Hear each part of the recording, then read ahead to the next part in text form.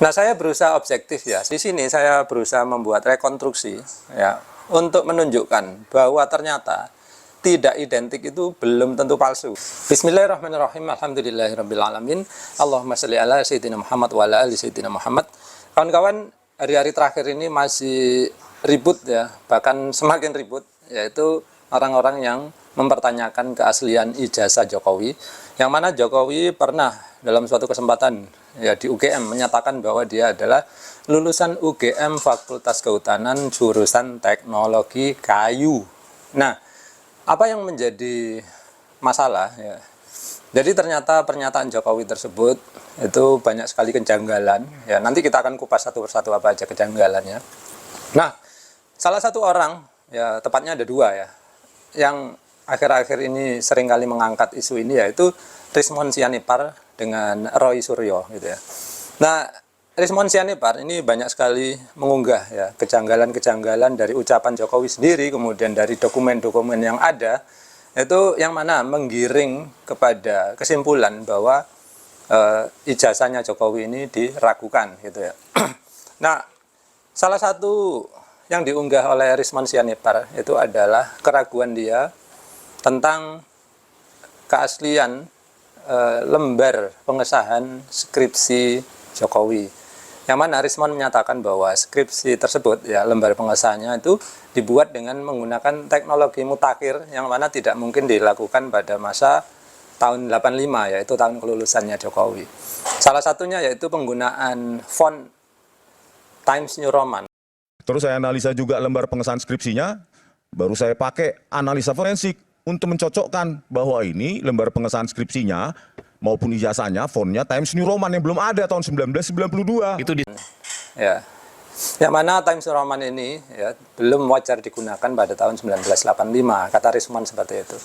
Nah, kemudian pernyataan Rismon ini disanggah oleh seseorang yang bernama Joshua Sinambela, yang mana dia membela Jokowi gitu ya. Jadi katanya Joshua ini pernyataan Rismon tersebut salah karena lembar pengesahan itu ya, fontnya bukan menggunakan Times New Roman gitu. Nah, lalu saya berusaha objektif ya, sehingga saya mengecek sendiri dari dokumen yang diunggah oleh Rismon ini tentang lembar pengesahan yang diduga punya Jokowi. Saya coba ambil huruf A-nya saja ya kawan. Kita bandingkan dengan Times New Roman ya. Ternyata memang beda ya. Jadi kalau Times New Roman itu huruf A-nya kan dari atas ke bawah itu mulus seperti itu. Sedangkan yang dari skripsinya Jokowi, ya, lembar pengesahannya itu huruf A-nya itu ada lekukannya sedikit ya. Ada, kalau Joshua Sinambela bilang ada topinya sedikit. Sehingga bisa disimpulkan bahwa itu bukanlah huruf atau font Times New Roman. Nah, dalam hal ini ya saya setuju dengan Joshua Sinambela ya, dalam hal ini Rismon salah gitu ya. Nah, namun ya kita harus tetap objektif ya. Jadi kalau Rismon salah, ya udah saya katakan salah gitu. Tapi kalau Joshua benar, ya saya katakan benar. Tapi saya sendiri melihat bahwa Joshua ini kurang objektif juga. Karena apa? Kejanggalan yang diungkap Rismon itu bukan hanya satu ya, tapi masih banyak ya. Salah satunya yaitu nama Profesor Dr. Sumitro, yang mana di lembar pengesahan tersebut ya, itu nama beliau salah tulis ya, harusnya pakai huruf U ya, tapi di lembar pengesahan yang katanya punya Jokowi itu adalah pakai OE ya. Saya sendiri ya, kalau nama saya salah penulisannya, saya nggak akan mau tanda tangan ya kan. Nah, ini tidak pernah disoroti oleh Joshua ya, sehingga menurut saya dua-dua orang ini ya kurang objektif gitu ya. Nah, kemudian nggak berhenti dari situ ya, sebetulnya masih banyak kejanggalan lain, nanti kita akan ungkap satu persatu gitu. Nah, selain itu ya, ada juga yang mempertanyakan keaslian ijazah Jokowi. Karena apa? Ternyata dari hasil pengamatan ya, ijazah Jokowi yang fotonya sudah beredar itu ya, kalau diperhatikan itu pencetakannya terlihat tidak identik dengan, kalau dibandingkan dengan teman-teman seangkatannya gitu. Yaitu hurufnya, posisinya itu tidak bersesuaian dengan punya teman-temannya. Nah, di sini saya berusaha membuat rekonstruksi ya, untuk menunjukkan bahwa ternyata tidak identik itu belum tentu palsu ya. Loh, kok bisa? Nah, yaudah, ayo kita bahas ya lebih dekat. Baik, perhatikan ya kawan. Nah, di sini saya berusaha ya untuk membuat semirip mungkin, tapi meskipun tidak mirip nggak apa-apa, nanti yang penting poinnya tersampaikan ya kawan. Jadi apa sih yang dituduhkan oleh orang-orang yang mengatakan bahwa ijazahnya Jokowi tidak identik sehingga disimpulkan palsu ya. Kalian perhatikan ya kawan, di sini ya. Di sini huruf N di sini, kemudian huruf A di sini. Ini yang paling banyak disorot ya oleh beberapa orang itu. Nah, ternyata ijazahnya Jokowi ya kalau dibandingkan sama teman-temannya, posisi huruf A-nya sini ini itu nggak sama gitu ya. Nah, saya bikin perumpamaan ya, contoh ya kawan. Punyanya Jokowi itu kira-kira seperti ini. Saya coba melencengkan sedikit.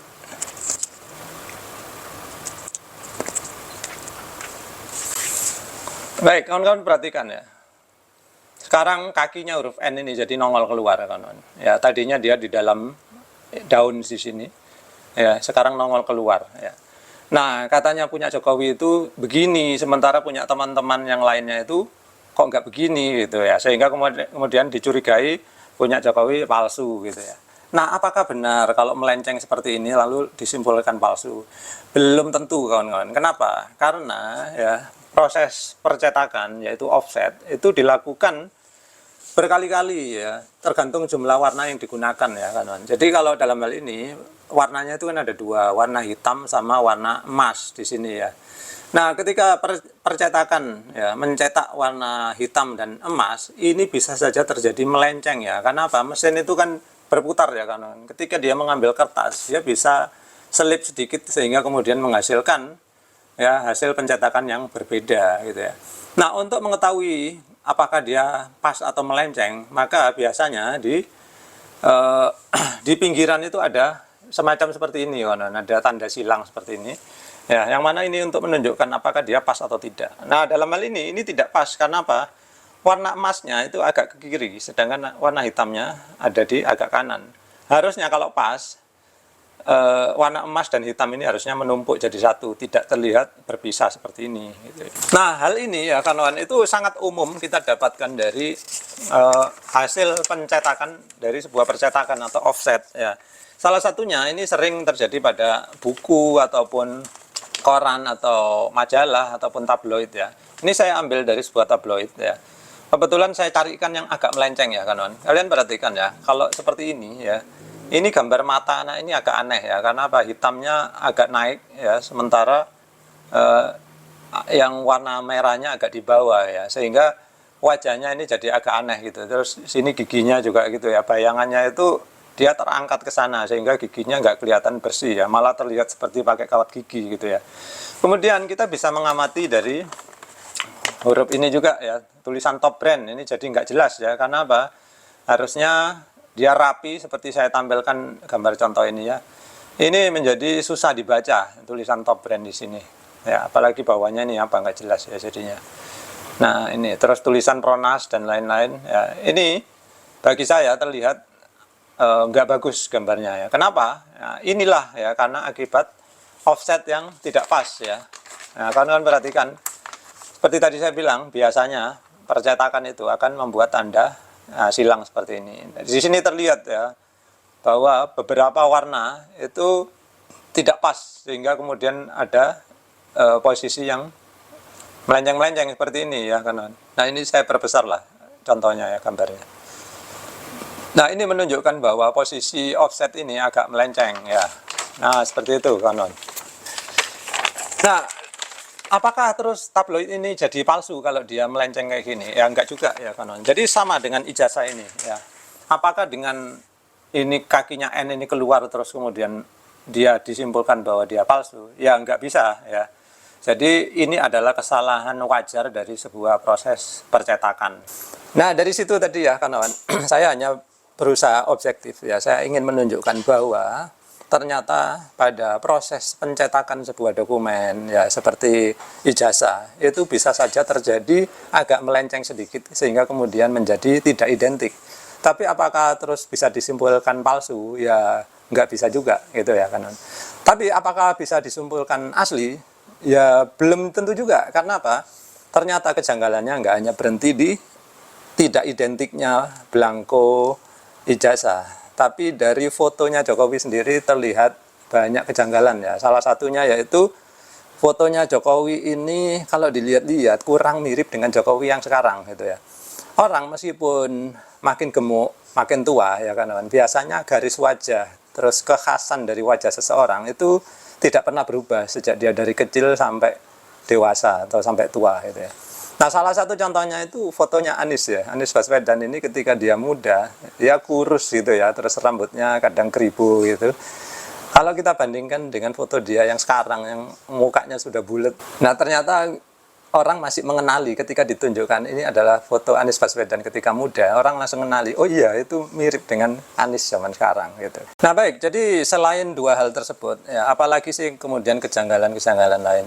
Sebetulnya kejanggalan-kejanggalan lain itu harusnya juga menjadi concern ya. Orang-orang yang membela Jokowi itu harusnya mencoba menjawab dengan benar gitu. Bahkan Jokowi juga harusnya menjawab dengan benar tentang kejanggalan-kejanggalan ini. Salah satunya yaitu Jokowi kan pernah ngomong di depan UGM ya, ketika itu dia menyatakan bahwa dia lulusan UGM Fakultas Kehutanan jurusan Teknologi Kayu gitu ya. Nah, pidatonya ini saya tampilkan aja. Pak Kasmujo, saya mengaturkan banyak terima kasih karena bimbingan Bapak di jurusan Teknologi Kayu, saya bisa menyelesaikan skripsi saya. Nah, dari pidatonya Jokowi tadi atau pembicaraan Jokowi di atas panggung tadi, harusnya dengan mudah kita simpulkan ya di situ bahwa dia mengaku lulusan UGM jurusan Teknologi Kayu ya, kemudian di situ ada dia nyebut pembimbing ya atau bimbingan, terus dia menyebut nama Pak Kasmujo, dia menyebut skripsi gitu ya, sehingga kalau kita hubung-hubungkan maka dari kalimat tersebut kita bisa menyimpulkan bahwa Jokowi sedang memberitahukan kepada orang-orang bahwa Kasmujo dulu adalah pembimbing skripsinya dia gitu ya. Nah, belakangan ya, perkataan Jokowi ini kemudian dibenturkan dengan adanya dokumen yang ditemukan oleh Rismond di UGM ya. Ternyata kalau menurut dokumen pembimbing skripsinya Jokowi itu adalah Pak Sumitro gitu ya. Sehingga kemudian video yang 2017 itu baru heboh lagi di tahun-tahun terakhir ini 2025 ya, karena ternyata setelah dicocokkan omongannya nggak cocok ya kan. Nah, buru-buru ya banyak pembelanya Jokowi itu yang menyatakan bahwa di pidato tersebut Jokowi nggak pernah kok menjelaskan bahwa Pak Kasmujo adalah pembimbing skripsinya Jokowi gitu. Nah, ini aneh ya kawan, karena dari pembicaraan Jokowi tadi itu orang awam pun bisa dengan mudah menyimpulkan gitu ya. Tapi para pembelanya ini berdalih bahwa Jokowi tidak pernah terang-terangan menyatakan Pak Kasmujo adalah pembimbing skripsi saya gitu ya. Pada akhirnya karena rame ya, akhirnya Jokowi sendiri menyatakan di depan wartawan ya bahwa ya memang pembimbing skripsi saya itu adalah Pak Sumitro gitu. Nah, dia baru ngomong terakhir seperti itu. Kemudian dia tambahkan bahwa kalau Pak Kasmujo itu adalah pembimbing akademik. Pembimbing skripsi saya itu adalah Profesor Dr. Insinyur Ahmad Sumitro. Nah, kalau Pak Kasmujo sendiri sebagai apa Pak? Ya, pembimbing akademis. Jadi pernyataan ini baru muncul 2025 setelah diributkan ya. Gitu. Sedangkan tahun 2017 nggak ada yang ribut karena belum ada yang bongkar dokumen lembar pengesahan skripsinya itu. Nah, akhirnya ya ributlah orang-orang ya kan ya. Terus Pak Kasmujo didatangi wartawan ya kan. Terus ditanya. Nah, Pak Kasmujo sendiri kalau jawab nggak bisa tegas ya. Mungkin beliau udah tua jadi ngomongnya itu kadang pelan, kadang agak-agak kesana kemari gitu. Tapi pada intinya bisa disimpulkan bahwa beliau mengakui pada waktu itu masih golongan 3B kalau nggak salah. Terus ketika Jokowi lulus dia masih 3C, yang mana golongan tersebut belum bisa menjadi dosen pembimbing gitu ya. Jadi bisa diartikan bahwa dia tidak mungkin menjadi pembimbing akademik maupun pembimbing skripsinya Jokowi gitu ya. Nah, ini karena Pak Kasmujo menjelaskannya dengan cara yang kurang jelas, akhirnya banyak pembelanya Jokowi ini yang masih bela-belain bahwa oh, Pak Kasmujo itu kan bisa aja membimbing belajarnya, membimbing apa gitu. Nah, padahal Jokowi sudah terang-terangan menyatakan bahwa Pak Kasmujo adalah pembimbing akademik gitu ya. Sehingga dengan demikian pernyataan pendukung-pendukungnya itu ya salah semua, disalahkan oleh Jokowi sendiri gitu ya. Nah, kemudian ya Rismond masih penasaran, dia datangi langsung Pak Kasmujo ya, pengen tahu pernyataan Pak Kasmujo langsung. bersama Pak Jokowi. Bapak kan di situ Pak Jokowi mengatakan Pak Jokowi bolak-balik bimbingan skripsi. Bapak itu kan yang salah. Iya Pak. Salah itu. Iya Pak, bentar lah Pak. Biar ini untuk negara Pak. Saya baru 3B sudah bisa bimbing. Bapak saat itu berarti bukan pembimbing skripsi. Jelas bukan. Bukan pembimbing akademik. Bukan. Pembimbing akademik pun bukan Pak. Oh bentar lah Pak. Maaf Pak. Maaf. Nggak bisa ya. Meskipun omongannya cuma di balik pintu gitu ya, atau masih ngintip-ngintip gitu, Pak Ngasmudjo dengan jelas menyatakan bahwa beliau bukan pembimbing skripsi maupun bukan pembimbing akademik dari Pak Jokowi. Sebetulnya dari sini sudah jelas dan final ya bahwa ternyata pernyataan Jokowi dan Pak Ngasmudjo ini bertolak belakang. Jokowi mengaku dibimbing Pak Ngasmudjo, Pak Ngasmudjo nggak mengakui itu, gitu ya. Sebetulnya ini udah final dan harusnya nggak perlu diperdebatkan lagi. Tapi lucunya para pembela Jokowi ini justru menyatakan hal-hal yang menurut saya aneh ya. Katanya Pak Ngasmudjo itu ngomong begitu hanya karena biar Rismon cepat pergi. Ada yang bilang Pak Ngasmudjo waktu itu lagi sakit gigi sehingga ngomongnya salah gitu. Nah ini jadi aneh ya kawan. Sampai kapan kalian percaya dengan omongan Pak Ngasmudjo ya? Setiap kali dia ngomong bukan pembimbing Jokowi dibilang itu salah.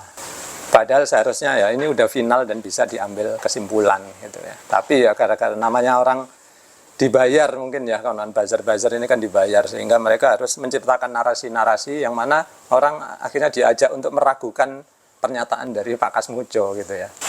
Nah sebetulnya dari dua hal ini aja udah cukup ya kawan. Yang pertama ucapan Jokowi bahwa dia lulusan Fakultas Kehutanan jurusan Teknologi Kayu itu udah jelas-jelas salah dan tidak bisa dibela oleh siapapun. Kemudian yang kedua bahwa dia pernah dibimbing Pak Ngasmudjo ternyata dimentahkan oleh Pak Ngasmudjo sendiri. Ya sebetulnya dua bukti ini udah final gitu ya.